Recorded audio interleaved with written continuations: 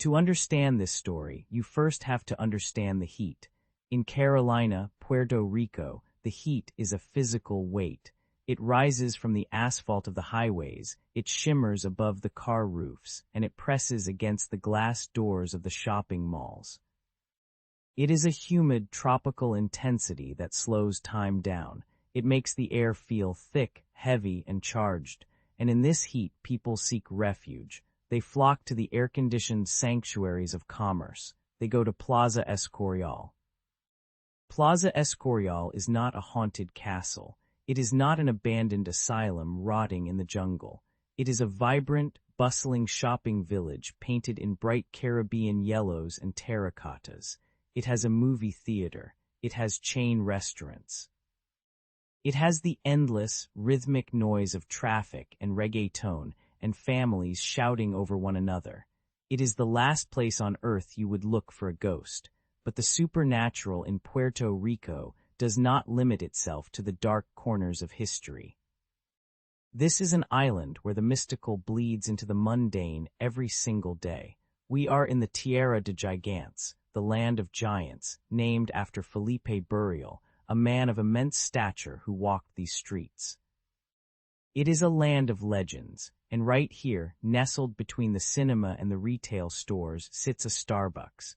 From the outside, it looks like any other coffee shop in the world. The green siren logo, the smell of roasted beans, the sound of milk steaming.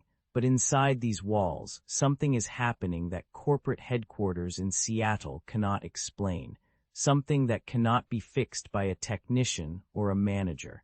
There is an employee here who never clocked in. She doesn't have a social security number. She doesn't have a bank account. But every single barista who works the closing shift knows her name. They call her Ophelia. This is not just a story about a few falling cups. This is a story about the psychology of a workplace, the ancient folklore of the Caribbean colliding with modern consumerism, and the creation of a ghost through sheer collective belief. This is the story of Ophelia, the most toxic and the most beloved employee at the Escorial Starbucks. Let's step inside. The location is critical. This Starbucks serves a very specific demographic. The students of the University of Puerto Rico. These are young people living in a state of perpetual high-functioning anxiety. They are fueled by caffeine and deadlines. They sit for hours with their laptops, absorbing the stress of their exams and the uncertainty of their futures. Paranormal researchers often talk about stone tape theory, the idea that emotional intensity can be recorded into the environment. If that is true, a university coffee shop is a battery. It is charged with the nervous energy of thousands of students. And it is in this charged atmosphere that Ophelia began to manifest. It started slowly, as these things always do. A trick of the light, a shadow in the peripheral vision. The back room of a Starbucks is a cramped, chaotic space. It's where the dishwashers roar, where the ice machine hums, and where the baristas go to take a breath before facing the line of customers again. It was here in this windowless corridor that the staff first felt her. It wasn't a cold spot. In Puerto Rico, you'd welcome a cold spot. It was a feeling of being watched. A sense of presence. Baristas would be washing pitchers, alone in the back, and they would feel eyes on their neck. They would turn around, expecting a manager, but the hallway would be empty, just the mop bucket and the stacks of napkins. Then the mischief began. In Puerto Rico, we have a legend known as the duende. The duende is a small, goblin-like creature from folklore, often found in rural homes. They aren't demons, but they aren't exactly friendly either. They are tricksters. They are famous for one specific behavior. They hide things. You put your keys on the table. The duende moves them to the fridge. You put your ring on the nightstand. The duende hides it in your shoe. At the Escorial Starbucks, the duende activity focused on one object, the scissors. In a high-volume coffee shop, scissors are an essential tool. You need them to open the milk bags, the warming packets, the heavy shipment boxes. And at this store, the scissors began to vanish. This wasn't just simple misplacement. A barista would set the scissors down on the counter, turn around to grab a marker, and turn back. In the span of 3 seconds, the scissors would be gone. The counter was clear. The floor was empty. The staff would tear the place apart. They would check the trashes, the aprons, the safe. Nothing.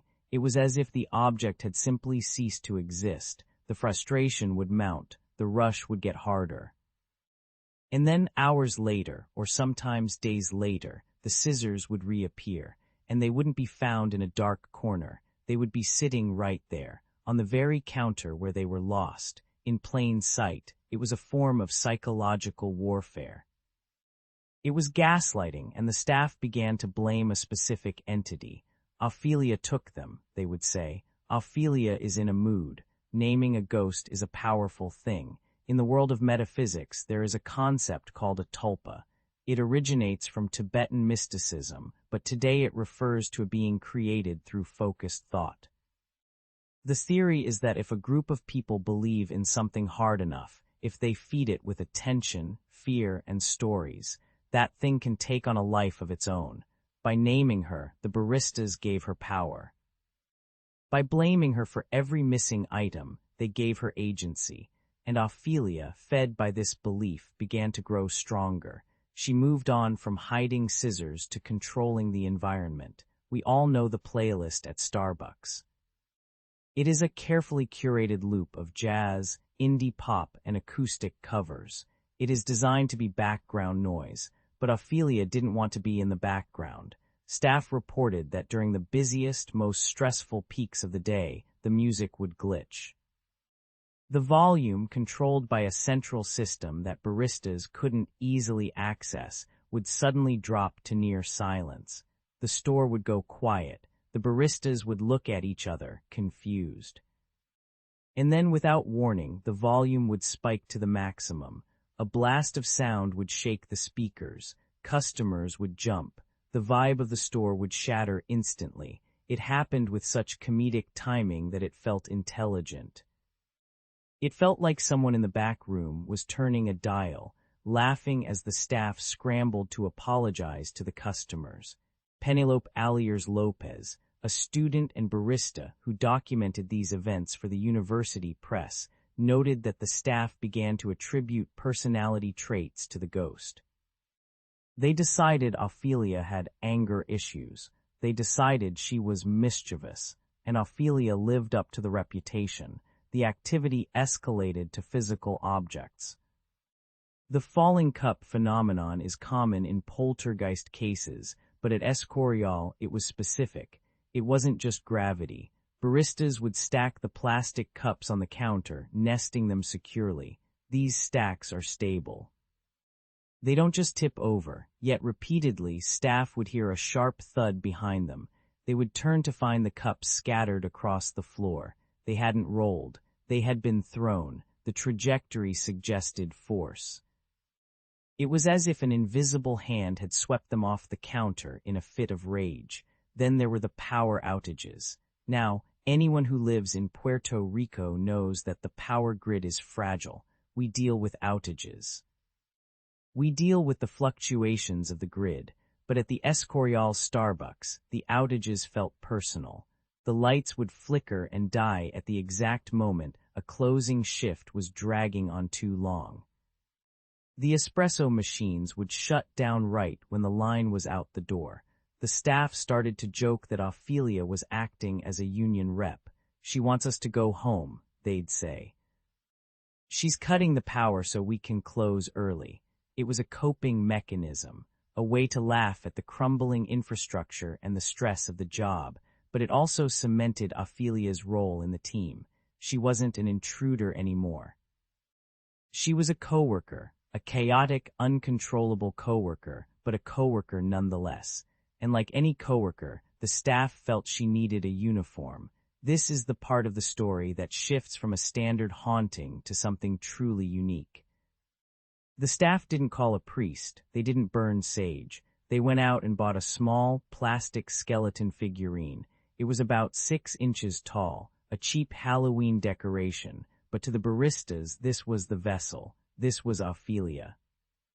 In a display of incredible workplace bonding, they crafted a uniform for her. They found red fabric. They got a needle and thread, and they sewed a tiny, miniature Starbucks apron. It was perfect. It had the straps. It had the bib.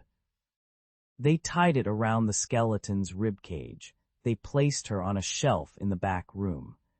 They gave her a place of honor. This act, giving the ghost a body, changed the dynamic completely. Ophelia wasn't just a scary story anymore. She was a mascot. Staff would come in for their shift and say "Hola" to the skeleton. If something went wrong, they would look at the shelf and say, "Ophelia, poor favor, chill out today." They treated the skeleton with a strange mix of reverence and humor. It became an altar to their shared stress. When the scissors vanished, they didn't get scared. They looked at the skeleton and rolled their eyes.